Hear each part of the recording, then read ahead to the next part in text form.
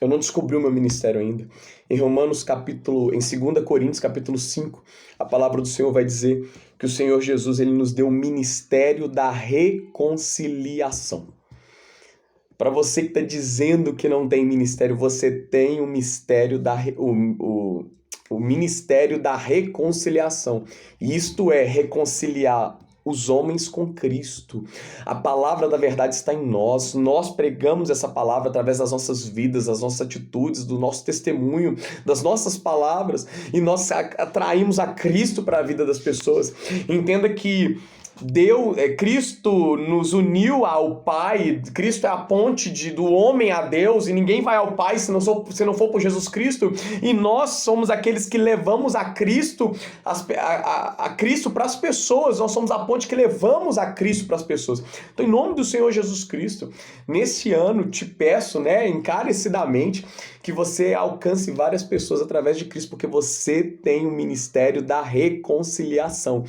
Nesse mesmo texto, 2 Coríntios capítulo 5, depois anote aí no seu caderninho, lá fala que nós somos também embaixadores de Cristo. Aonde nós chegamos, nós estamos trazendo o reino, nós estamos trazendo o reino de Cristo, o reino da paz, algo sobrenatural. Quando você chega embaixadora de Cristo, quando você chega que tem o ministério da reconciliação. E hoje vai parecer, igreja, que vai ser uma mensagem de autoajuda, um estudo de autoajuda, mas não é isso. Nós vamos falar hoje do poder do Espírito Santo de Deus, e nós não fazemos ideia da imensidão da graça, do poder, da onipotência do Espírito Santo que hoje habita dentro de nós. Márcia, 2 Coríntios capítulo 5, pode ler o capítulo 5 todo, e o 17 é especial, tá? Aquele que está em Cristo, nova criatura é. As coisas velhas se passaram, eis que tudo se fez novo. 2 Coríntios capítulo 5. Excelente texto. Paulo foi inspiradíssimo pelo Espírito Santo quando escreveu essas palavras para a igreja de Corinto. Tá certo? Aí ele vai discorrendo o texto, falando que ninguém conheça as pessoas como conhecia antes. Então, por exemplo, se você conhece alguém que antes era mentiroso, que antes fazia coisas ruins no mundo, e essa pessoa conheceu a Cristo, Paulo estava dizendo para a igreja de Corinto o seguinte: ei, pare de tratar aquela pessoa como eles eram no mundo. Pare de tratar essa pessoa como um mentiroso que ele era no mundo, porque Cristo chegou na vida dele e isso mudou. Ele foi transformado da mentira para a verdade. Ele antes praticava as coisas do mundo, hoje ele pratica as coisas de Deus. Antes ele levava a morte, hoje ele leva a vida. Antes ele levava as coisas ruins, e hoje ele leva a paz e a vida através do Espírito Santo de Deus. Então Paulo está querendo dizer para a igreja de Corinto, em 2 Coríntios capítulo 5, não pare de chamar as pessoas pelaquilo que eles eram no mundo. Nós não conhecemos mais as pessoas como elas eram no mundo. Esqueça, porque agora é uma nova criatura. Aí o 17 ele fala: aquele que está em Cristo, nova criatura é. As coisas velhas se passaram, isso que tudo se fez novo. E o novo da palavra original que Paulo usa em 2 Coríntios capítulo 5, igreja, é o seguinte. Obrigado, viu, Rafael? Colocou o versículo no chat aí. Vocês me ajudam demais, gente. Algo interessante é o seguinte. Eu estava estudando alguns atributos de Deus essa semana, e eu descobri que o nosso Deus, igreja, ele trabalha com renovo. Dificilmente o Senhor Deus ele vai trabalhar em nossas vidas trazendo... Ele não vai me fazer de novo. Ele vai trazer um renovo em minha vida para que eu seja renovado através do Espírito Santo de Deus, através da justificação. Entendeu? Então eu não vou deixar de ser quem eu sou. O Senhor Deus me fez, me escolheu do jeito que eu sou, desse jeito que eu falo, a minha personalidade. Eu não vou deixar de ser essa personalidade que eu sou. Mas haverá um renovo do Senhor em minhas atitudes, em minha forma de pensar, em minha forma de agir. O Senhor trabalha com renovo em nossas vidas. Então, o nova criatura não quer dizer que ela vai deixar de ser aquela pessoa, por exemplo, ela é muito divertida, a pessoa vai deixar de ser divertida porque conheceu a Cristo. Ela é muito tímida, ela é muito, às vezes fala pouco, ela é muito reservada, ela vai começar a falar muito. É claro que pelo Evangelho a gente começa a falar, não tem jeito, inclusive pelas nossas atitudes. Mas a pessoa não vai mudar a ser uma nova pessoa, não. Ela vai ser renovada. Esse novo é a mesma pessoa com novas atitudes, com novas experiências com o Senhor, com novas revelações do Espírito Santo de Deus.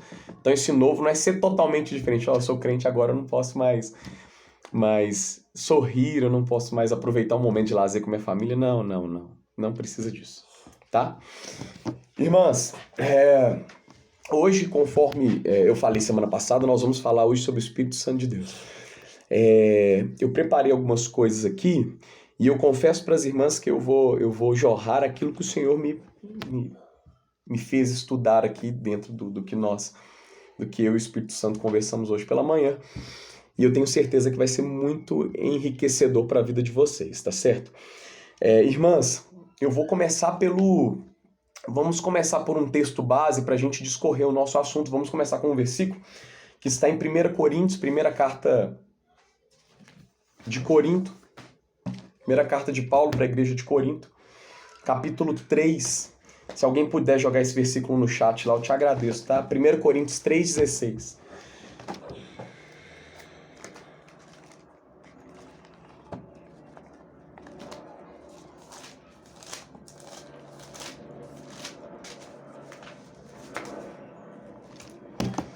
Obrigado, viu, Rafael? Ô, irmãos, eu confesso para vocês, irmãs, eu confesso para vocês que o número 3,16 na Bíblia tem um mistério. João 3,16. Deus amou o mundo. 1 Coríntios 3,16. Tem vários 3,16, capítulo 3, verso 16, que traz algumas profundezas assim, maravilhosas. Paulo, ele dá uma dissertativa aqui e ele diz o seguinte: não sabeis que sois santuários de Deus e que o Espírito Santo de Deus habita em vós? Igreja, esse texto, a expressão que Paulo usou é o seguinte: vocês não sabem disso? Tipo assim, até hoje vocês não sabem disso? É como se Paulo tivesse espantado que eles não sabiam que era um templo do Espírito Santo de Deus. Deixa eu fazer uma pergunta para vocês. Até hoje, nós não sabemos que somos morada do Espírito Santo de Deus? Gente, vamos começar a viver algumas coisas que a palavra diz sobre nós. Hoje o Espírito Santo de Deus habita dentro de você. E isso é um mistério, porque o Espírito Santo de Deus, imaginem sua imensidão, imaginem sua glória, imaginem o Espírito Santo de Deus em sua majestade, em todo o seu poder, em toda a sua essência, fazer parte, habitação dentro de você, dentro de mim. E olha só que interessante. Nós vamos começar a falar um pouco do Espírito Santo e eu quero que você entenda a magnitude dessa habitação hoje do Senhor. Entenda que em Gênesis capítulo 1, a palavra do Senhor diz assim: no princípio criou Deus os céus e a terra. E a terra era sem forma e vazia, e o Espírito de Deus pairava sobre as águas. É o versículo 1 e o versículo 2 de Gênesis capítulo 1. Vamos entender então esses dois cenários. Primeiro, Deus criou. E na narrativa de Gênesis capítulo 1, irmãs, não tem outro personagem que cita no versículo 1, apenas Deus. Então eu queria que você imaginasse o cenário. Deus, em sua infinita graça e poderio e majestade, no princípio ele criou todas as coisas. Então Deus cria todas as coisas. Obrigado, Aline. Ele criou todas as coisas. Criou os céus, criou a terra, mas a terra era sem forma e vazia. No verso 2, entra um segundo personagem. O Espírito de Deus pairava sobre as águas. Entenda que até esse seguinte cenário, Deus não disse nada, não há uma conversa, não há uma narrativa, apenas o poder de uma de suas essências, e é um poder exclusivo de Deus, que é de criar as coisas a partir do nada. Tá bom? Isso é um poder muito exclusivo de Deus. Tudo que nós criamos, igreja, é proveniente de alguma coisa. Mas Deus, ele tem um poder único de criar tudo do nada. E no verso 2 aparece um segundo personagem que hoje é o centro da nossa conversa, é o centro do nosso bate-papo, que é o nosso amigo Espírito Santo de Deus.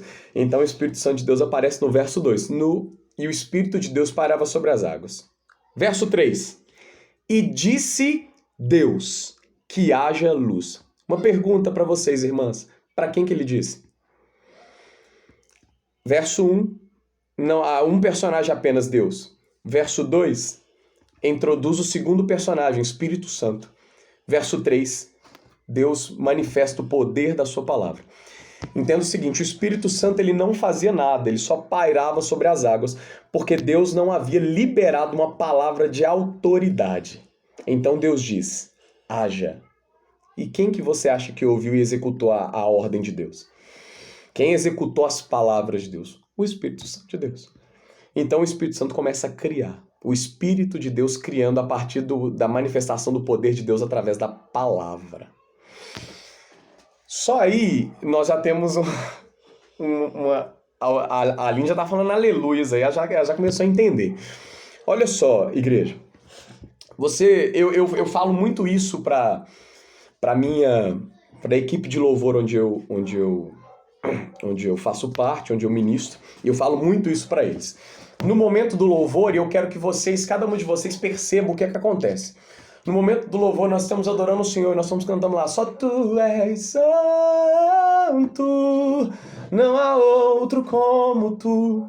Ou então estamos cantando lá, queremos o Teu nome engrandecer.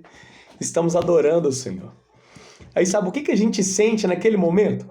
A presença de Deus. Só que o que a gente percebe? Que o Espírito Santo ele paira no meio da igreja. E a igreja começa a adorar, e nós começamos a adorar, e o Espírito Santo está pairando. Assim como no verso 2 de Gênesis capítulo 1. E ele está pairando. Só que o Espírito Santo, a gente só sente a presença dele e é renovado, e é batizado, e o Espírito Santo está pairando. Eu vou te dar um conselho, irmãs, para todas as vezes que isso estiver acontecendo dentro da igreja de vocês. Se você estiver lá adorando e você sentir assim, Deus está pairando neste lugar. O Espírito Santo de Deus está pairando neste lugar. Eu vou te dar um conselho, libere uma palavra de autoridade. Se o Espírito Santo estiver pairando na hora do louvor, assim na hora no momento que nós estamos adorando, interagindo ali com o louvor, e você sentiu o Espírito Santo de Deus, libera uma palavra de vitória. Senhor, visita o meu filho neste momento em nome do Senhor Jesus. Visita o meu marido, visita lá e vai arrancando todas as correntes, vai arrancando tudo que não provém de ti. Oh Deus, vai transformando a minha vida e começa a liberar palavras, começa a liberar para que o Espírito Santo pegue aquela palavra, o Espírito Criador, pegue aquela palavra e transforme em realidade, transforme em verdade. Ele chama a existência através do seu poder. Então, toda vez que você sentir o Espírito Santo de Deus, para o momento e fala assim, Senhor, eu libero uma palavra em nome do Teu Filho, Jesus. Alcance o meu filho, alcance o meu marido, alcance o meu esposo, alcance os meus entes queridos. Entra nesta causa, faz o Teu milagre, faz a Tua diferença. Porque enquanto Deus não disse haja, o Espírito Santo só pairava. O que ele fazia? Nada, porque não havia nenhuma palavra. Entenda, não que o Espírito Santo esteja refém das nossas palavras, não é isso que eu tô falando, não. Eu tô falando que quando o Espírito Santo estiver movendo dentro de você, deixe fluir palavras de vitória, palavras de libertação, palavras de transformação, porque se o Espírito Santo tá movendo é porque ele vai agir, mas ele precisa que você libere uma palavra. Ei, entenda o seguinte, que em nome do Senhor Jesus Cristo, que essa palavra, se for, melhor não é se for não, precisa ser a palavra do Senhor. Ó Deus, a Tua palavra diz que eu e minha casa serviremos ao Senhor. A Tua palavra diz que se creres em mim, ainda que estiver morto, viverás. Ó Deus, a Tua palavra diz que crê somente e verás a glória de Deus. Que se crer no Senhor Jesus, será salvo tu e a tua casa. Senhor, eu tomo posse dessa palavra e libero ela para que em nome do Senhor Jesus se torne realidade em minha vida. Libere a palavra de Deus quando você sentir o Espírito Santo mover no meio da igreja, mover sobre a sua vida, mover sobre as nossas vidas. Libere uma palavra. E entenda o seguinte, a palavra de Deus, ela é a autoridade suprema. Entenda o seguinte, irmãs, quando nós falamos da palavra de Deus, ela é soberana. Entenda algo que eu vou falar para vocês. Todas as vezes que eu vou orar ao Senhor, eu lembro do versículo... É claro que a palavra do Senhor pede para a gente orar em todo o tempo. Então, na nossa mente, no nosso caminhar, se estivermos sozinhos, se estivermos no ônibus, se estivermos no trânsito, se estivermos na moto, se estivermos onde for, caminhando, a gente precisa estar em conexão com o Senhor, conversando com o Espírito Santo, conversando em espírito com o Senhor. Mas em um momento que você precisa entender o seguinte, a palavra do Senhor diz que se formos orar, nós precisamos ter fé em Deus. Fé que Ele é galardoador daqueles que o buscam. O Tiago fala sobre isso. Só que, então, o princípio da oração é você ter fé. Você ter fé em quem você está orando. Só que entenda o seguinte, como que nós adquirimos fé? Não adianta, irmãs, a gente orar, Senhor, dê mais fé para mim. Não. A palavra do Senhor diz em Romanos, capítulo 10, que a fé vem pelo ouvir e ouvir a palavra de Deus. Então é o seguinte, medite na palavra de Deus. Isso vai gerar no seu coração fé. Gerou no seu coração fé? Você vai orar ao Senhor. É o combustível perfeito, é a ordem perfeita das coisas. Palavra, fé, oração. Palavra, fé, oração. A Aline fez uma pergunta aqui interessante. Deus não precisa da minha fé para fazer, eu preciso ter fé para receber. Exatamente. O Senhor, Ele não precisa da nossa fé para fazer, Ele é poderoso. A gente precisa de fé para receber o que Ele já fez em nossas vidas. Amém?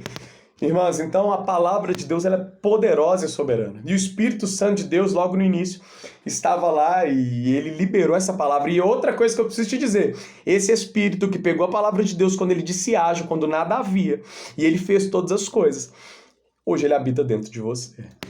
Você consegue imaginar isso? Todas as vezes que eu falo do Espírito Santo, eu me entristeço um pouco. Porque às vezes eu preciso... todos nós precisamos valorizar muito mais o Espírito Santo de Deus em nossas vidas. Muito mais. Todas as vezes que eu prego sobre o Espírito Santo, eu vejo algo em mim que eu preciso melhorar. Tá bom? E eu trouxe algumas coisas aqui, irmãs. Eu trouxe uma pergunta que um dia eu fiz para mim mesmo e ao longo dos anos eu fui descobrindo a resposta dessa pergunta. Por que nós precisamos do Espírito Santo? Parece uma pergunta muito ingênua, né? Dizer por que nós precisamos dele. Mas depois que eu terminar esses 8 motivos de por que nós precisamos do Espírito Santo, você vai entender que você precisa mais do Espírito Santo do que esse ar aí que você está respirando. Você precisa mais do Espírito Santo do que o dinheiro que tem na sua conta, do que a água que você bebe, do que o alimento que você come. Que nós precisamos mais do Espírito Santo de Deus do que essa roupa que eu estou vestindo. Tá bom? Primeiro ponto, igreja. Primeiro ponto, irmãs. Ele é a certeza da nossa salvação. Jonathan, de onde você tirou isso? Eu vou mexer no celular, tá, irmãs? Eu tô gravando, mas é porque eu deixei todos os versículos, porque semana passada eu tive algumas... Eu já salvei todos os versículos antes para não ter problema na hora que formos estudar, tá bom? Irmãs, o Espírito Santo é a certeza da sua salvação. Jonathan, de onde você tirou isso? Eu tirei isso da Bíblia. Sabe o que te garante? Sabe qual a certeza que você é salva? É porque o Espírito Santo de Deus habita dentro da sua vida. O Espírito Santo é a garantia, é a certeza de que nós somos salvos. Olha só. Coloca aí para mim alguém, por favor. Efésios capítulo 1, verso 13. Em quem também vós estáis, depois que ouvistes a palavra da verdade, o evangelho da vossa salvação, e tendo nele também crido, fostes selados com o Espírito Santo da promessa. Olha só, depois que nós ouvimos a palavra do Senhor, depois que nós cremos, o Senhor ele nos sela com o Espírito Santo da verdade. O Espírito Santo é o selo da nossa salvação. É como se quando você vai enviar uma carta, você coloca um selo nela, que é a autoridade que ela tem de ir, que é a liberdade que ela tem de caminhar. Quando Deus te salvou, ele falou assim, eu vou selar o meu filho, Espírito Santo. Ele te selou no verso 13. E o melhor é o seguinte, mantém esse versículo aberto, nós vamos ler o 14 também, que é o meu segundo motivo. Mas entenda o seguinte, o Espírito Santo de Deus é o que te faz ser salvo na pessoa do Senhor Jesus Cristo. Em Romanos capítulo 8, olha só, a palavra do Senhor vai dizer o seguinte, que o mesmo Espírito que ressuscitou Jesus dentre os mortos também nos ressuscitará. Então é o seguinte, quando Cristo ele morreu, quem ressuscitou Cristo dos mortos foi o Espírito Santo. E Romanos 8 está dizendo isso. O mesmo Espírito que ressuscitou Jesus dentre os mortos em um corpo de glória. Quem que você acha, igreja, que vai nos ressuscitar em um corpo de glória para encontrarmos com Cristo?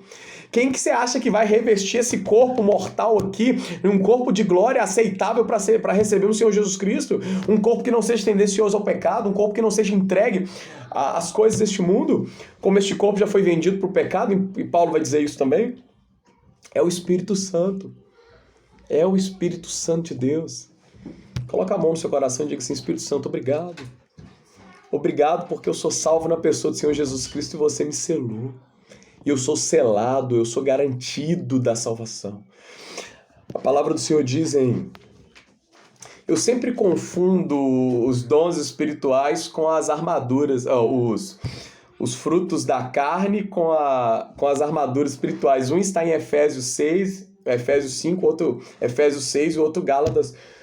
Efésios 6, as armaduras de Deus. A palavra do Senhor diz que é para nos revestir do capacete da salvação. Igreja, não é que a gente vai orar e vai descer sobre o nosso espírito um capacete, não é assim que Paulo estava instruindo, não. Paulo ele foi usando cada uma das armaduras para que nós sejamos revestidos disso. Por que é o capacete da salvação?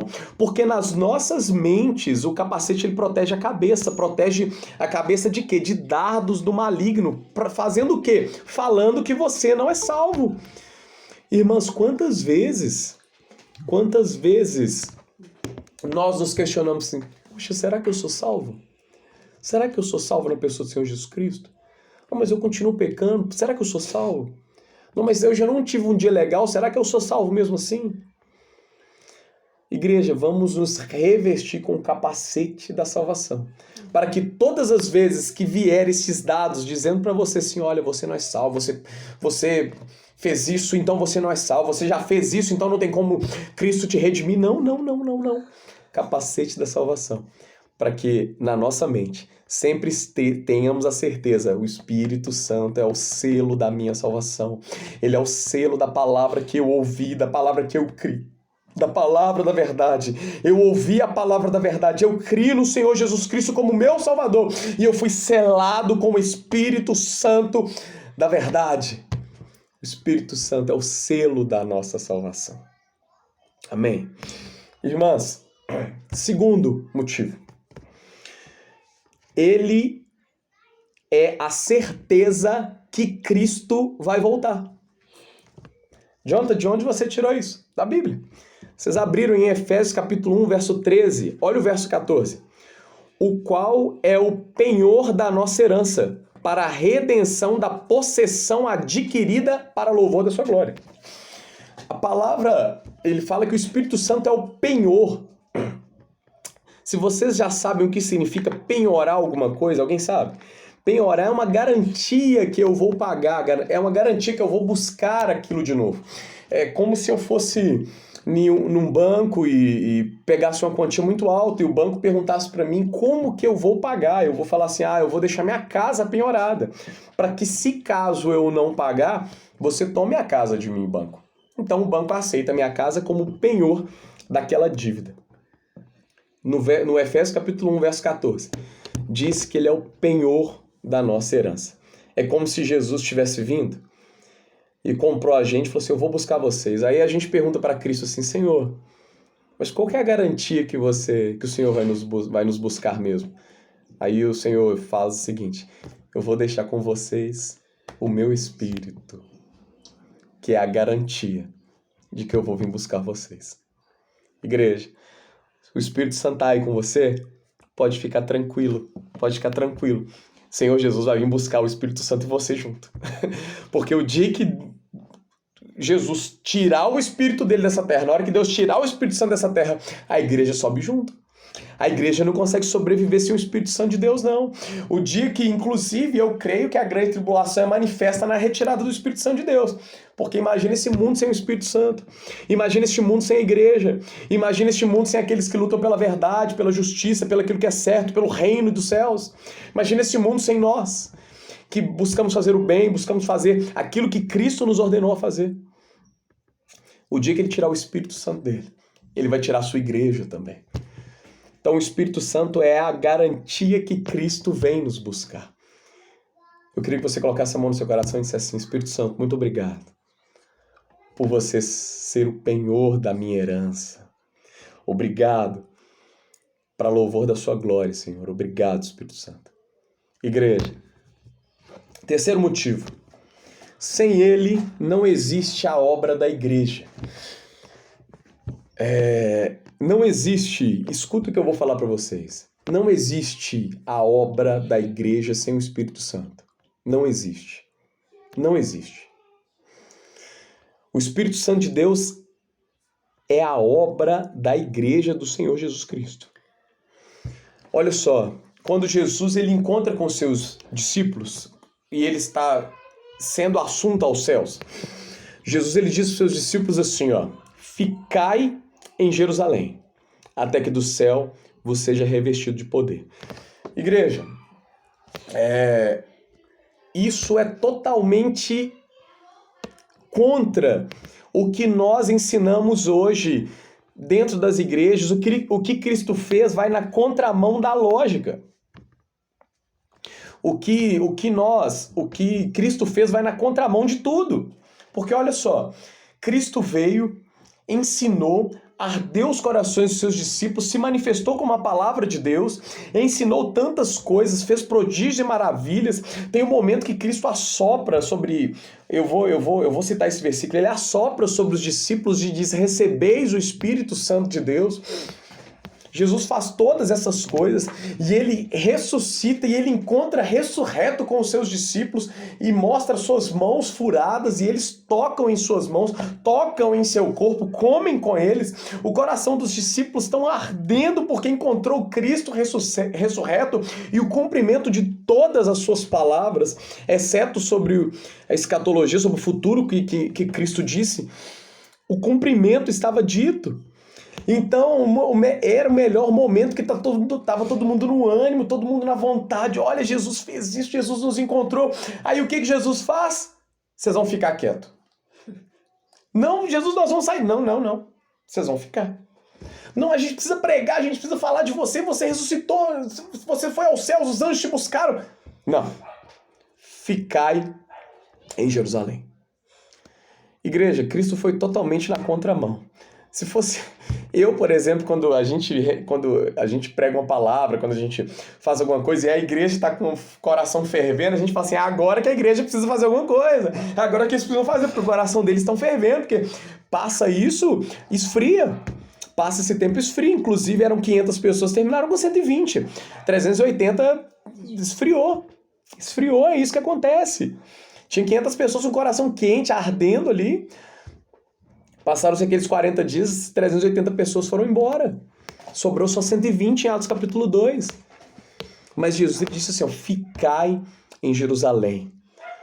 Aí é como se Jesus estivesse dizendo o seguinte: não adianta os seus corações arderem se não tiver o Espírito Santo de Deus com vocês.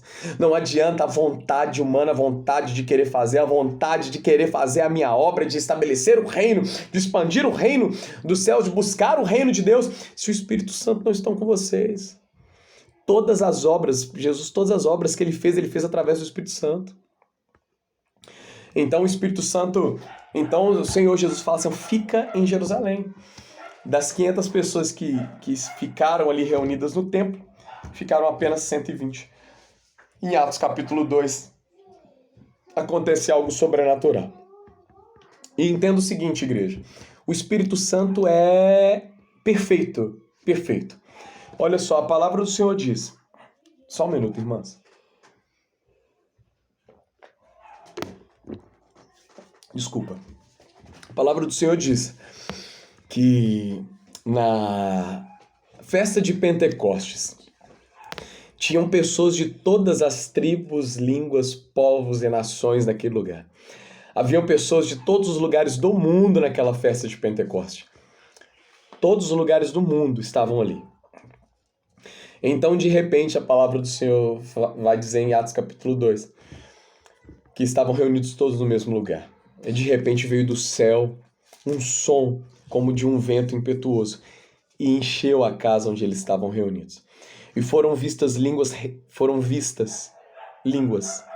repartidas como de fogo e foram repousando sobre cada um deles. E todos foram cheios do Espírito Santo de Deus. Igreja, na hora que eles foram cheios, eles saíram. Aí sim, eles foram cheios do Espírito Santo, eles saíram para fora. Aí eles começaram a falar, eles começaram a pregar. Aí as pessoas que estavam ali olhavam umas para as outras e disseram assim: não eram todos estes hebreus? Não são todos esses israelitas? Não, como que nós, cada um de nós, estamos entendendo na nossa própria língua? Ei, o que eles fizeram ali, o que o Espírito Santo fez no meio ali, foi algo totalmente estratégico, foi algo totalmente maravilhoso. Porque imagina o seguinte, aquelas pessoas começaram a ver aquelas coisas, aí no mesmo Atos capítulo 2, em Joel capítulo 2, o Senhor fala na boca de Joel que naqueles dias, nos últimos dias, ele derramaria o seu Espírito sobre toda a carne. Em Atos capítulo 2, Pedro fala o seguinte: o que está acontecendo aqui é o cumprimento da profecia de Joel, que ele disse em Joel capítulo 2, em Atos capítulo 2, Pedro faz referência do texto de Joel capítulo 2, dizendo que naqueles dias o Senhor derramaria o seu Espírito sobre toda a carne. Então, Joel 2:28 e depois Atos capítulo 2. Atos todo, né? 2. Isso que eu vou fazer nisso. 17. Atos 2:17, Pedro fala que ele cita a mesma profecia de Joel capítulo 2:28. E acontecerá que nos últimos dias, diz o Senhor, que derramarei o meu Espírito sobre toda a carne. Vossos filhos e vossas filhas profetizarão. Vossos jovens terão visões e sonharão os vossos velhos. Então Pedro começa a pregar para aquelas pessoas, começa a pregar e muitos ali se convertem. Aproximadamente 3.000 pessoas se convertem e são batizadas. Igreja, imagina 3.000 pessoas de todas as nações ali, voltando convertidas para suas terras. A irmã colocou em muitas estratégias, né? Imagina, 3.000 convertidos. É a Claudilete que escreveu? Eu acho que foi. Deixa eu ver quem que escreveu. Era aí, irmãs. Não. Cadê? Eita, Aqui, ó, foi ela mesmo.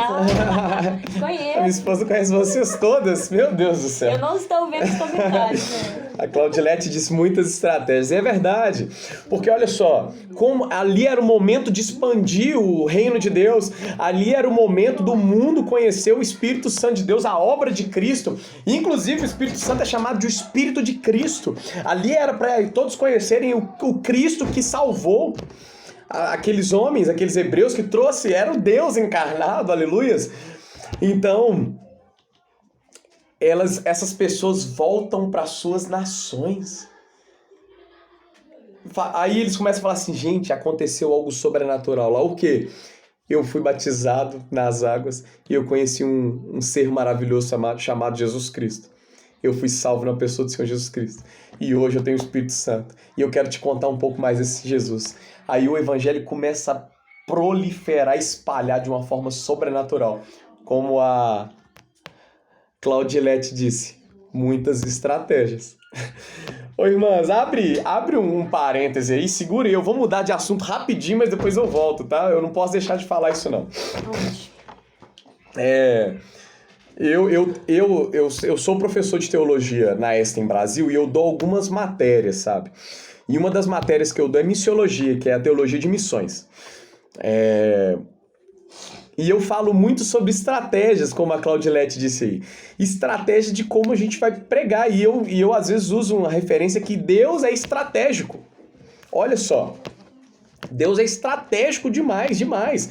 Atos capítulo 2 é uma estratégia soberana do Senhor. O momento certo, na hora certa, expande a igreja, Espírito Santo, glória, poder, batismo, salvação, expansão do reino. Estratégia de Deus. Deus é mega fera nisso. Vou te contar uma outra estratégia de Deus e anota isso, é chique demais. Tá certo? Muitos de vocês já ouviram a história de Jonas, foi engolido na baleia, naquele peixe grande e tal. Escuta isso que eu vou te falar.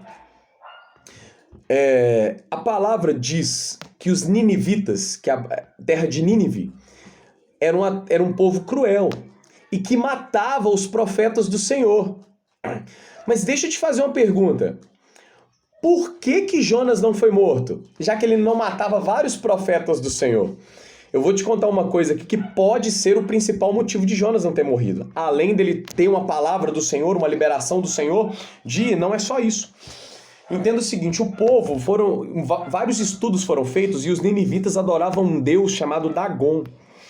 O deus Dagon é um ser que ele... Deixa eu parar um pouquinho, deixa eu voltar. Os ninivitas, o povo de Nínive, eles adoravam um deus que era um deus Dagon. E eles matavam muitos profetas do Senhor que iam lá falar do Senhor, enfim. E Dagon é um deus que ele é metade homem e metade peixe. Aí vocês já começaram a entender. E a cidade de Nínive é uma cidade litorânea. E toda cidade litorânea, irmãs, todas elas, algumas aqui até moram em cidades litorâneas, e se existe uma inveja branca é essa, sabe? Os mineiros não têm praia.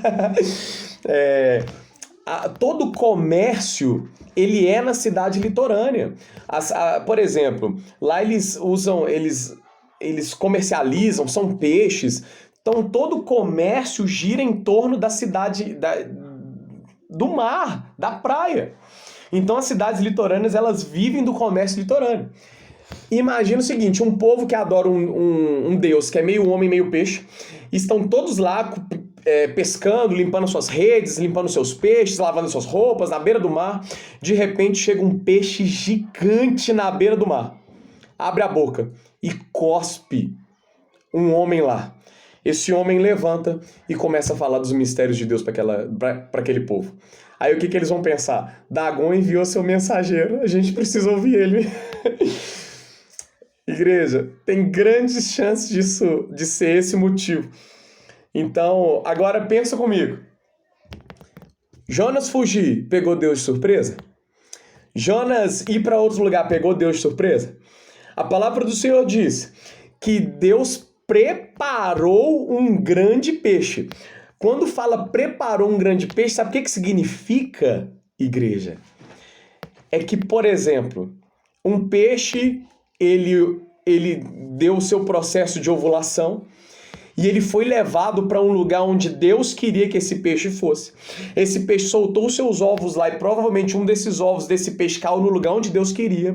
E ele foi vivendo em ambientes que Deus foi preparando todo aquele peixe, Deus foi preparando aquele peixe. Deus preparou um peixe. Desde o seu nascimento até o momento que ele foi engolir de Jonas, cumprindo o seu propósito de peixe nas mãos do Senhor, Deus preparou tudo para receber o profeta de Deus lá. Então, Deus não foi pego de surpresa na hora que Jonas caiu, na hora que Jonas fugiu. E outra coisa também que eu vou te falar. Igreja, presta atenção nisso aqui. Deus deu uma palavra para Jonas. Jonas não queria cumprir. Jonas fugiu. Então Jonas foi para o barco e a tempestade começou a assolar aquele barco. O que as pessoas do barco começaram a fazer? A palavra do Senhor diz que cada um dos seus marinheiros começaram a buscar o seu Deus, querendo saber por que aquela tempestade estava vindo no mar. E o profeta de Deus, o que está fazendo? Dormindo. Enquanto os pagãos buscavam a Deus, o profeta de Deus não buscava o seu Deus. Ei, se você receber uma notícia de Deus, mesmo que você não concorde, busca o Senhor. Não fica fugindo, não fica correndo dele, não. Busca o Senhor, Senhor. Ele sonda o seu coração, a palavra. Dizem em Salmo 139, de onde me esconderei do seu espírito? Salmo 139 está dizendo isso. De onde? Não é de onde me esconderei do Senhor, de onde me esconderei do seu espírito. Antes que a palavra chegue à minha boca, o Senhor já conhece. O Senhor esquadrinha os meus pensamentos.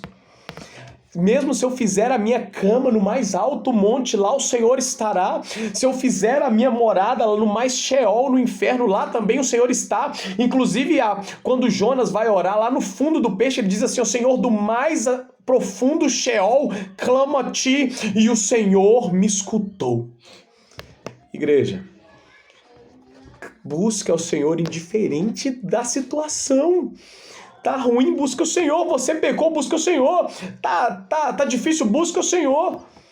Mas Jonas, o profeta que tinha uma palavra de Deus, não, resolveu dormir enquanto os pagãos buscavam seus deuses na proa do mar. Olha só que interessante. Vamos falar de grandezas, então? O vento é grande. E a palavra do Senhor fala que Deus enviou um vento lá e o vento obedeceu a Deus. E Jonas, que é pequeno, não quis obedecer. O mar é grande, Deus mandou uma tempestade, o mar obedeceu. O mar que é grande obedeceu a Deus e Jonas que é pequeno, não. E o peixe que era grande obedeceu o chamado de Deus. E Jonas que era pequeno, não. Às vezes os pequenos... as coisas grandes dessa existência... O mar, o céu, o sol, as estrelas, todas elas obedecem ao Senhor. E nós que somos pequenos, às vezes, obedecemos Ele. Nós, o salmista diz que somos uma onda. Um vapor. Vapor. Sabe o que é um vapor, igreja? Vocês sabem o que é um vapor? Já fez um café hoje? O vapor, ele sai do quente e some. Mal dá pra ver. É o que nós somos. E às vezes desobedecemos ao Senhor. Igreja, eu vou chegar num ponto aqui que você vai ver que nós precisamos demais do Espírito Santo de Deus. E para finalizar, falando sobre Jonas, sobre a estratégia de Jonas de pregar, tá certo? Dessa estratégia de Deus de levar a palavra para Nínive, no final das contas, Deus já sabia que o povo ia se converter. E aí Jonas fala assim: era disso que eu estava falando, Deus. Essas pessoas todas se converteram. No final das contas, a gente entendeu que Deus queria tratar com Jonas e não com Nínive. Então era o profeta de Deus que estava precisando ser tratado e não o povo de Nínive. Porque a primeira vez que Jonas pregou lá, milhares de pessoas já aceitou o Senhor. Então era o profeta que precisava ser tratado e não o povo de Nínive. Amém? Irmãs, terceiro motivo. O segundo, né, a irmã colocou ali, ele é a certeza de que Cristo vai voltar. Terceiro, sem ele não existe a obra. Eu acabei de falar, perdão. Quarto, anota aí. Não vim preparado para essa. Quarto, sem ele não existe santidade. Igreja, não tem santidade sem o Espírito Santo de Deus. Quarto, anota aí, não existe santidade sem o Espírito Santo de Deus. Olha só que interessante. A santidade não é nos separarmos. A santidade não é nos separarmos das coisas deste mundo?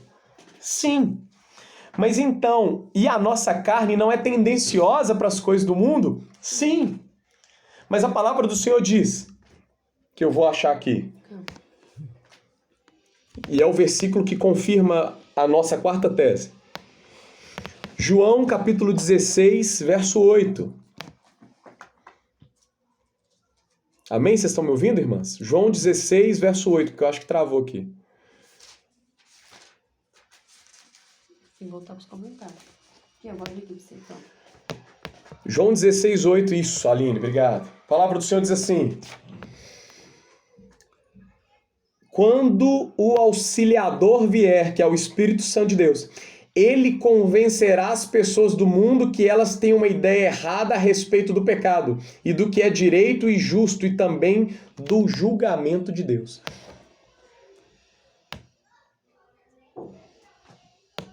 Algumas traduções vai dizer que quando ele vier, convencerá o mundo do pecado, da justiça e do juízo. Igreja, Deixa eu te fazer uma pergunta para você. Você acha que pela sua bondade, você acha que pela minha bondade, somente isso, e pela minha vontade, eu consigo chegar no senso do arrependimento? Você acha que um momento eu penso assim, olha, eu estou pecando muito. Eu, por mim mesmo, por somente a minha inteligência ou a minha vontade, eu chego na minha conclusão de pecado? Não. Quem nos faz reconhecer que somos pecadores é o Espírito Santo de Deus. É o Espírito Santo que fala assim, ei, Jonathan, não é por esse caminho. Mas sabe o que é engraçado, igreja? Interessante, poderoso e gracioso? Quando alguém chama a nossa atenção, às vezes a gente costuma ficar chateado. Igreja, eu nunca, ou o Senhor, o Espírito Santo já me fez constranger sobre tantas coisas que eu fiz e eu não consigo sentir nenhum pingo de raiva disso. Na verdade, eu sinto é vergonha, eu sinto é constrangimento e um senso de arrependimento, de entristecimento muito grande. O Senhor nunca vai apontar o nosso erro, nunca vai mostrar que estamos errados e vai gerar raiva em nós, vai gerar ódio, vai gerar rancor. Não! Gera em nós arrependimento, gera constrangimento, gera vontade de mudança em nossas vidas. Ei, igreja, sem o Espírito Santo não tem santidade, não. Como é que nós vamos chegar a um tempo de... Falar assim, ó, Senhor, eu estou separado do mundo se o Espírito Santo não me achegar a Ele, não me fazer reconhecer essas coisas e conduzir em nós as coisas eternas. Não tem como, é o Espírito Santo que revela em nós essas coisas. É o Espírito Santo que nos conduz no caminho da santidade, igreja. Ei... Eu falei que quando nós terminássemos esse estudo, você ia ficar chateada porque o Espírito Santo é mais importante que esse ar que você está respirando. É mais importante que o ar, porque pode nos faltar o ar. E a gente pode morrer, como muitas pessoas morreram nessa pandemia por falta de ar às vezes. Mas não nos pode faltar o Espírito Santo, como eu disse em Romanos capítulo 8, é o Espírito Santo que vai nos ressuscitar se um dia nos faltar o ar. Faltou o ar, o Espírito Santo vai nos ressuscitar para encontrarmos com Ele na glória. Ele é mais importante que esse ar que você está respirando, irmã. Ele é mais importante do que este ar.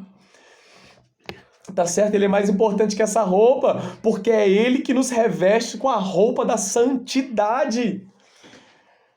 Em Romanos capítulo 6... A palavra do Senhor vai dizer o seguinte, justificado, pois, pela fé. Justificado, pois, pela fé. Sabe o que o Senhor Jesus faz? Sabe o que a obra do Espírito Santo faz na minha e na sua vida? Que significa essa palavra justificação? Alguém anota aí para mim, por favor. Justificação, igreja. Sabe o que significa justificar alguém? É o seguinte, a condição de justificação é o seguinte... é eu ter pecado várias vezes. E o sangue do Senhor Jesus nos purifica, nos justifica. Justificação significa eu estar em uma condição de Deus olhar para mim como se eu nunca tivesse pecado. Essa é a obra que o Espírito Santo faz em nossas vidas, quando a palavra do Senhor diz que Ele nos justifica. Nos justifica. Olha só que interessante. Quantas vezes eu e você chegamos para Deus dizendo assim, ó, Senhor, eu pequei de novo, mas a palavra do Senhor diz que nós somos justificados, então Ele vai olhar para você como se tivesse a primeira vez que você tivesse pecado. A primeira. Como se você fosse um bebê. Aí Deus está falando o seguinte, ô filha, eu peguei o seu pecado e joguei no mar do esquecimento. De que pecado você está falando agora? Desse que você cometeu? Se arrependa que eu pego esse e jogo lá de novo e não me lembrarei mais. Não me lembrarei mais. A palavra do Senhor diz que ainda que o nosso pecado seja mais vermelho que a escarlate, mais vermelho do que o sangue do Senhor Jesus Cristo nos purifica. Ele pode se tornar mais alvo do que a neve. Isaías fala isso. Ei, igreja, deixa eu sair mais um pouquinho, eu volto de novo. Olha só, às vezes a gente olha para Adão, todo mundo conhece a história de Adão, então não preciso voltar no texto, mas todo mundo olha para Adão e fala assim, nossa, quando eu chegar no céu eu vou dar um soco em Adão pelo que ele fez, por ter comido fruta. Ei, escuta só o que eu vou te falar. Adão, ele comeu do fruto e ele escondeu da presença do Senhor. Porque aí Deus, quando chama Adão, ele fala assim: Adão, por que você pecou? O que você fez? Aí ele falou assim: ó Senhor, eu ouvi a tua voz no jardim e temi. Que caminhava no jardim, temi. Igreja, o que nós fazemos quando pecamos? Hein? O que eu e você a gente faz? Vamos ser sinceros, a gente corre da presença do Senhor, a gente se esconde, como se fosse possível isso, como se a gente fosse possível se esconder do Senhor. Quando a gente peca, não dá vontade de orar, não. Quando a gente peca, não dá vontade de ler a Bíblia, não. Quando a gente peca, não dá vontade de estudar a Bíblia, não. Quando a gente peca, não dá vontade de orar, não dá vontade de estudar, não dá vontade disso. Porque o pecado, a palavra do Senhor diz em Isaías, que o seu pecado causa separação entre você e Deus. E eu queria te dizer isso, Deus sempre vai estar lá. Deus sempre vai estar no jardim, não foi porque Adão pecou que Deus não foi no jardim, não. Deus foi exatamente no jardim esperando que Adão buscasse nele o arrependimento, buscasse nele salvação, redenção. Senhor, eu pequei, me perdoa.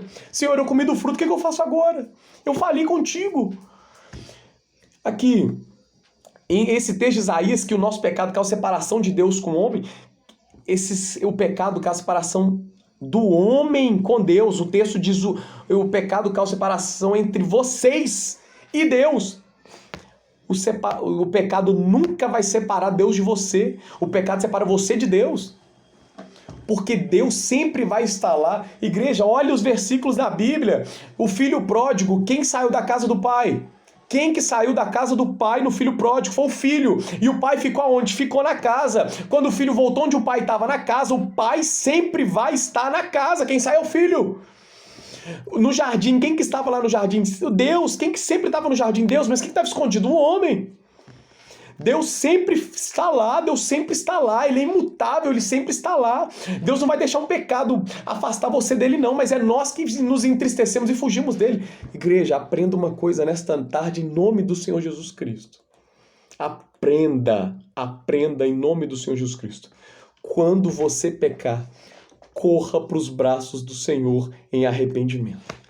Corra para os braços do Senhor. Deus nunca, oh Senhor, Deus nunca vai deixar de nos perdoar. E eu vou falar sobre o pecado imperdoável aqui, mas Deus nunca vai deixar de nos redimir, Deus nunca vai deixar de nos justificar, Deus nunca vai deixar de nos perdoar. Mas também não é para brincar com Deus, não é isso que eu não tô adianta você fazer apologia ao pecado, não. Eu tô falando para você não se afastar da presença de Deus só porque nós pecamos. E a gente faz isso todos os dias. Nos pensamentos, nas palavras, nos gestos, nas atitudes. A gente peca, aí a gente foge de Deus, como se Deus fosse culpado, como se a culpa fosse dele. Em nome de Jesus, pecou, vai lá pedir perdão, vai lá se reconciliar com o Senhor. Falou, Senhor, eu pequei, me perdoa. Vamos voltar, vamos continuar. Vamos continuar, e Deus vai continuar com você, e Ele vai te amar, e Ele vai te encher do Espírito dele, Ele vai te usar como se nada tivesse acontecido. Deus é muito maduro para essas coisas, a gente é crianças mimadas, inocentes, que fogem dele. Sabe? Em nome de Jesus, Davi foi chamado homem segundo o coração de Deus. Igreja, o que Davi fez? Com seu amigo, Urias era amigo de Davi, depois você olha lá, Urias fazia parte dos 70 valentes de Davi, que a palavra do Senhor conta nas histórias, dos valentes que davam a vida pelo rei, no exército de mais de 1 milhão de pessoas. Davi tinha 70 homens de confiança, e Urias era um deles. Davi pega a mulher desse cara e mata ele na guerra. Depois disso ele escreve o Salmo 51, vai ler lá o Salmo 51. Na hora que Natan vira para Davi e fala assim, ó, é você que fica pegando a ovelha do outro e mata. O ruim é você, Davi. É você. Aí Davi vai lá chorando, pedindo perdão, Deus me perdoa. E sabe o que ele diz no Salmo 51? Ah, Deus.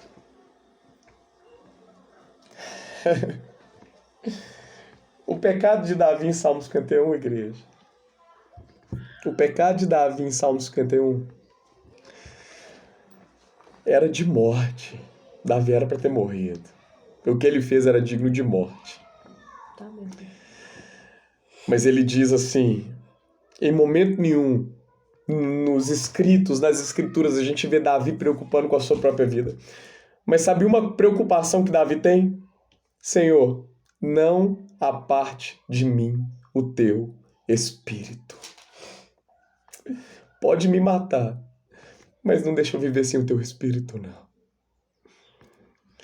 Igreja, essa deve ser a nossa preocupação.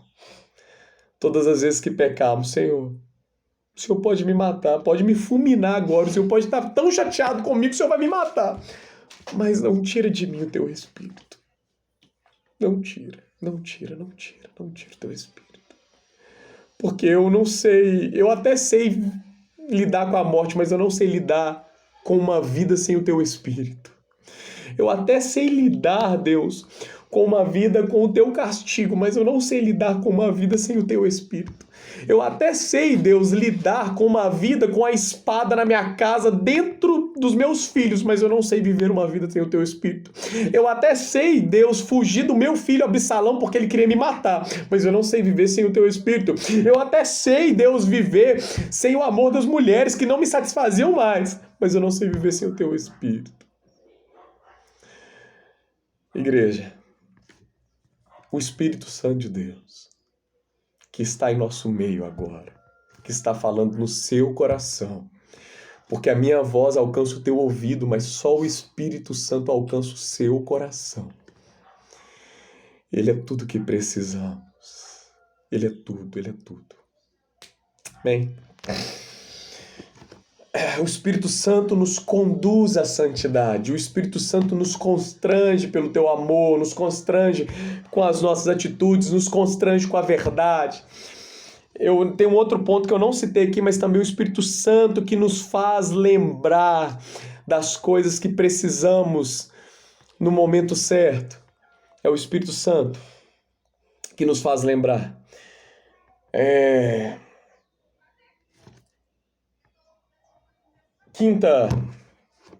Quinto porquê. Sem o Espírito Santo, não existe a presença de Deus. Não existe a presença de Deus, igreja. Eu vou te explicar uma coisa. Entenda que os ensinos que nós estamos trazendo aqui, em momento nenhum eu quero causar...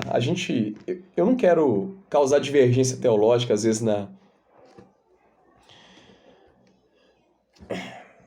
Aline, eu vou explicar isso depois. Esse texto aí, eu um dia preguei quase 1 hora sobre ele, só para explicar essa pergunta sua aí.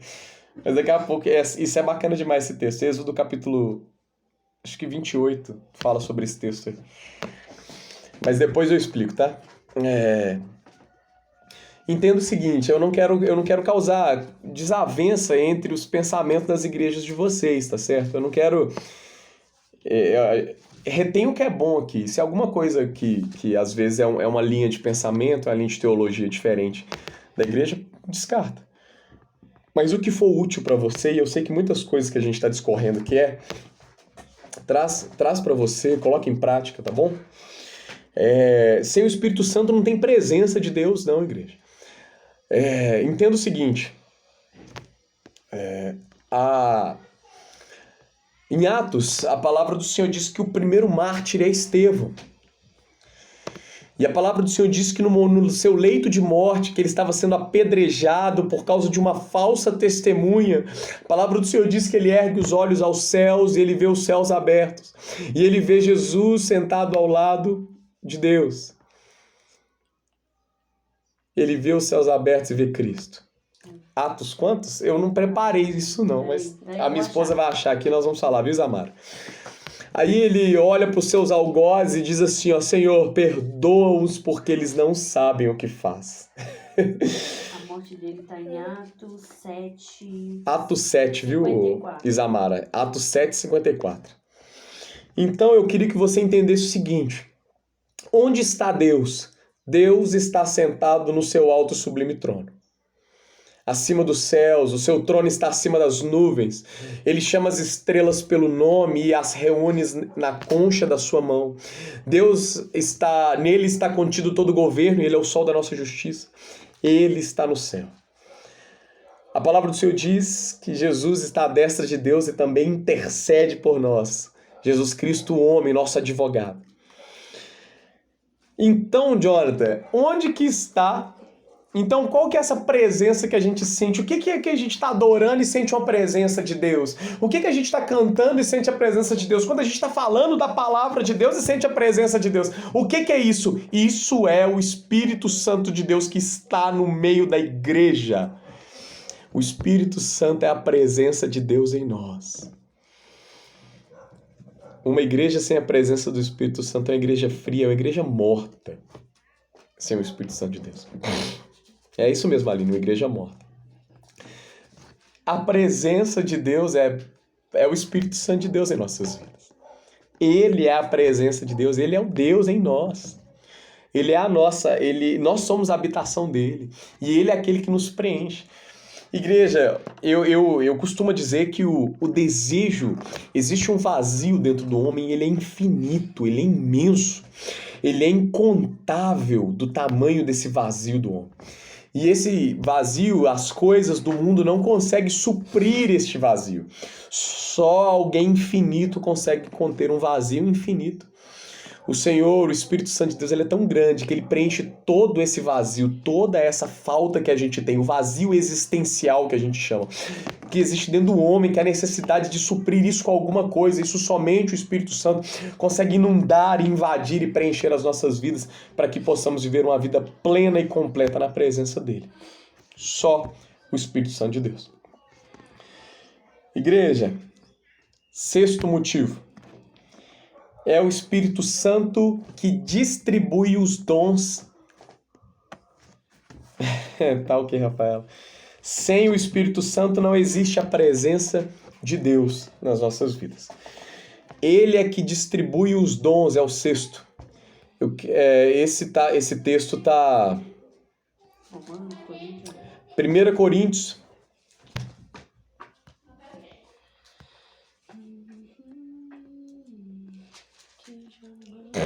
Capítulo 12. Presta aí. É que essa versão é diferente, é a de hoje. Que ela é melhor. Essa também. Dá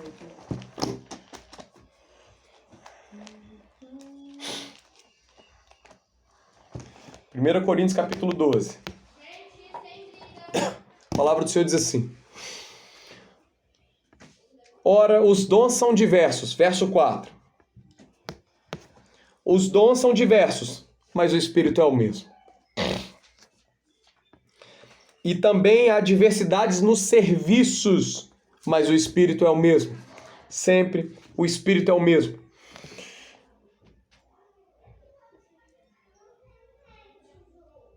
Aí no verso 8 diz o seguinte: porque a um é dada mediante o Espírito de Deus a palavra da sabedoria, e a outro segundo o mesmo Espírito a palavra do conhecimento, e o outro no mesmo Espírito a fé, e a outro no mesmo Espírito dons de curar, e a outro operação de milagres, e a outro profecia, a outro discernimento de espíritos, e a um variedades de línguas, e a outra capacidade para interpretá-la. Mas um só é o mesmo Espírito, realiza todas estas coisas, distribuindo-as como lhe apraz, a cada um individualmente. 1 Coríntios capítulo 12. Pode ler do verso 4 ao verso 11. Igreja, o Espírito Santo distribui... Entenda o seguinte: os dons é para a igreja do Senhor. Os dons é para a igreja do Senhor. A igreja do Senhor precisa buscar os dons do Espírito para que haja esse manifestar de dons dentro da igreja, para a edificação de quem? Da igreja. Ô, irmãos, o trabalho da igreja é muito grande, porque a igreja, ela, movida pelo Espírito Santo, ela tem o dever de pregar a palavra. Nós que somos a igreja, pregamos a palavra. Depois que a pessoa aceita Jesus, ela tem uma outra caminhada, que é o permanecer firme na presença do Senhor. Eu vou na igreja desde que eu nasci, sabe? Mas eu aceitei Jesus com 8 anos de idade. E foi com 8 anos de idade que eu fui batizado com o Espírito Santo pela primeira vez. Foi uma experiência que eu nunca vou esquecer na minha vida. E inundou a igreja toda, foi maravilhoso.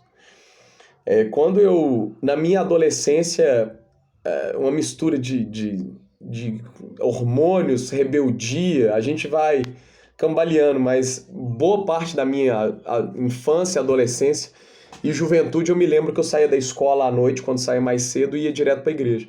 Graças a Deus. Quando eu completei 20 anos, eu dei uma desviada e voltei para os caminhos do Senhor. Durante 3 meses apenas, aí conheci minha esposa. Ela joguei a rede. Aí hoje eu tô com 33 e firme na presença do Senhor. Irmãs, permaneçam na presença do Senhor. Permaneçam. Os dons é para glorificar ao Senhor e para edificar a igreja. Irmãs, indiferente de quanto tempo você tem de caminhada, 10, 15, 20, 30 anos de caminhada, todas as vezes nós precisamos ser edificados pelo Espírito Santo de Deus. Nós precisamos falar em línguas, nós precisamos ser curados, nós precisamos curar, nós precisamos profetizar, nós precisamos operar prodígios e maravilhas, tudo através do Espírito Santo de Deus, porque nós precisamos ser edificados. Olha, Paulo escreve para a igreja, olha só o que Paulo escreveu, irmãs. Não que eu tenha alcançado. Gente, Paulo alcançou tantas coisas. Ele diz eu esqueci esse texto, acho que prossigo para o alvo. Eu esqueci. Não que eu tenha alcançado, mas uma coisa faço, esquecendo-me das coisas que ficam para trás, eu prossigo para as que estão diante de mim. Eu prossigo para o alvo, para o prêmio da santa vocação de Deus em Cristo Jesus. Ele diz assim, não que eu já tenha alcançado, mas uma coisa eu faço, eu prossigo para o alvo. Igreja, vamos seguir para o alvo, vamos prosseguir para o alvo, caminhando para o alvo. Você tem quantos anos de caminhada? 10, 15, 20, 30? Prossiga para o alvo. Não quer dizer que você tem 30 anos de caminhada e que você não tem chance de cair. Claro, nós temos. Mas nós precisamos caminhar de glória em glória, de bênção em bênção, de unção em unção, de palavra em palavra, de Espírito em Espírito Santo, e sendo movido, sendo cheio, sendo renovado, e perdoado e renovado, assim até chegarmos lá. Amém? Irmã, o que acontece? A Assembleia de Deus, a missão, ela tem uma visão de que só é a evidência do batismo com o Espírito Santo falar em línguas, tá certo? E isso é a doutrina que eles acreditam, que eles creem. Eu, particularmente, não creio nisso. O dom de línguas é um dos dons que o Espírito Santo distribui no meio da igreja. Por exemplo, eu conheço pessoas que não falam em línguas, mas têm um dom de cura. Vai me dizer que essa pessoa não tem o Espírito Santo de Deus? Claro que tem, né? Então, o falar em línguas é uma dos dons que o Espírito Santo manifesta no nosso meio. E outra coisa, Isamara, o dom de línguas, ele... Segurar a língua, né, Ali? O dom de línguas, ele é um dom que ele precisa... Paulo, ele pede pra gente tomar cuidado com ele. Porque olha só, Paulo, ele fala o seguinte, gente, não fale em línguas alto se não tiver um intérprete. Porque senão as pessoas vão ficar confusas. Então, Paulo fala que o dom de línguas precisa ter alguns cuidados. Se não tiver um intérprete, não fala em voz alta. Então, às vezes eu estou pregando e vou falar em línguas, eu tiro o microfone e me edifico, porque a palavra diz que o dom de línguas é para edificação própria. Para edificação própria. Então, se você está pregando, se você está falando em línguas e tem um intérprete, deixa Deus te usar. Só que, em contrapartida também, o dom de línguas é muito... É complicado, porque o dom de línguas é uma oração que você e Deus está fazendo e só vocês entendem. Nem a gente mesmo entende. Eu vejo às vezes a Célia aqui no grupo, Às vezes eu vejo que ela, acredito que ela tenha tanto o dom de línguas quanto o dom de interpretá-la. Porque ao mesmo tempo que ela fala um tempo em línguas, ela logo vem com a tradução e provavelmente é aquilo que ela disse em línguas, tá certo? Então, se você tem um dom de línguas, busca a interpretação. Porque aí quando você falar, Deus vai te dar também a interpretação para você abençoar a igreja toda. Porque o melhor é que a igreja toda seja abençoada. Amém? Tenho dúvida porque eu nunca... Não, Isamara. Isso aí, se o Senhor ele vai te batizar com dom de línguas, é ele que distribui os dons, não somos nós.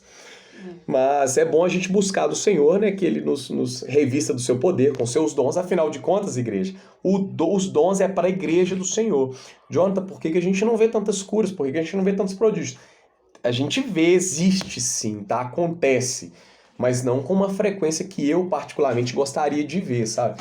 Eu gostaria de ver muito mais, afinal de contas, isso é uma particularidade da igreja. Os dons é para a igreja do Senhor.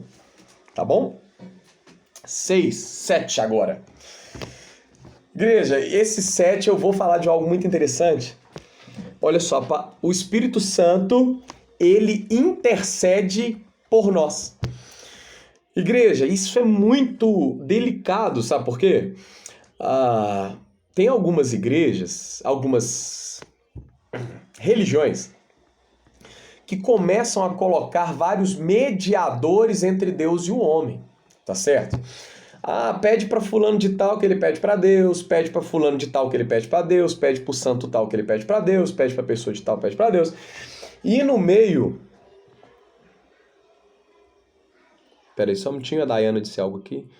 Que quando oramos em línguas é o próprio Espírito que está orando ao Pai da maneira correta como devemos orar, mas não conseguimos, porque muitas vezes não sabemos como orar. É uma interpretação válida, viu, irmã? Realmente... tem grandes chances de ser o nosso espírito conversando com o espírito, conversando com Deus, que só eles entendem. Aí tem várias religiões que vai começando a colocar os medianeiros, os mediadores, e fica colocando santo tal para falar por fulano de tal. Não, fala com a mãe de Jesus que ela vai... Que filho que não escuta a mãe. Gente, isso tudo tá errado. Isso tudo tá errado. Tá certo? E no meio evangélico, irmãs. Oh, meu Deus, pelo amor de Deus. Ô, irmão, ora por mim, porque Deus te escuta mais do que a mim. Não. Você tem você tem mais fé que eu? Não. O mesmo acesso, o mesmo caminho, o mesmo mediador, o mesmo Espírito, o mesmo Cristo que conecta este irmão que você admira, que tem acesso a Deus, você também tem. Só que eu sou muito a favor do seguinte, chega para ele e fala assim, irmão, me ajude em oração. Me ajuda em oração, gente. Eu estou precisando orar aí pelo meu filho, pela minha filha, pelo meu esposo. Me ajude em oração. Ô, gente, olha que maravilha. Aí sim é válido, porque você está chamando a igreja para que juntos vocês possam unir a fé em Cristo e levantar um clamor por um propósito, e a igreja unida, as portas do inferno não prevalecerão contra ela. Agora, exatamente, Cris, o véu foi rasgado. E desse véu rasgado, segura aí, abre um parênteses rapidinho. Igreja, olha só que interessante. Depois do cativo da Babilônia, o povo de Israel ficou cativo na Babilônia. Então os medos foi lá e venceu os babilônicos e eles foram... E o povo deixou de ser escravo, mas não tinha terra. Aí Neemias foi, reconstruiu os muros da cidade e a cidade de Israel foi reconstruída. Aí Esdras acha o livro da lei, começa a ler, enfim, a história toda. E eles continuam com os ritos. Aí vai ter o sacerdote, o sumo sacerdote que entra na sala do templo. Só que a palavra do Senhor vai dizer que no cativo, depois que eles foram cativos da Babilônia, a Arca da Aliança ela sumiu. Não se sabe onde estava a presença de Deus, não sabe onde estava a presença do Senhor. Mas Jonathan, o sacerdote continuava entrando lá, os mesmos ritos, inclusive na época de Jesus continuou o mesmo rito. Escuta só, igreja, o que eu vou te falar agora. A palavra do Senhor diz que quando Jesus entrega o seu Espírito, os montes estremecem, o mar fica revolto, a terra estremeceu.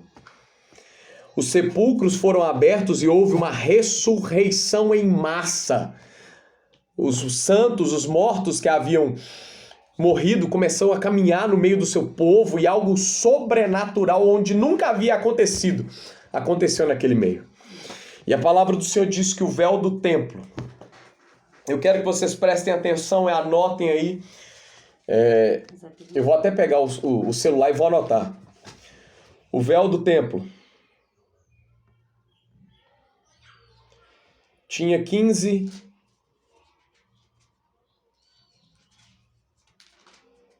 metros de altura. O véu do templo tinha 15 metros de altura. A sua espessura era de 12 centímetros. A espessura do véu do templo tinha 12 centímetros. Imagina, irmãs, pega um pano, coloca assim. Pega outro pano, coloca. Pega outro pano, coloca. Até dar uma espessura de 12 centímetros. Quase um palmo. 12 centímetros de espessura.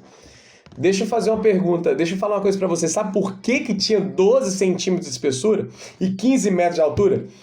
Porque nenhum homem conseguia rasgá-lo. Nenhum.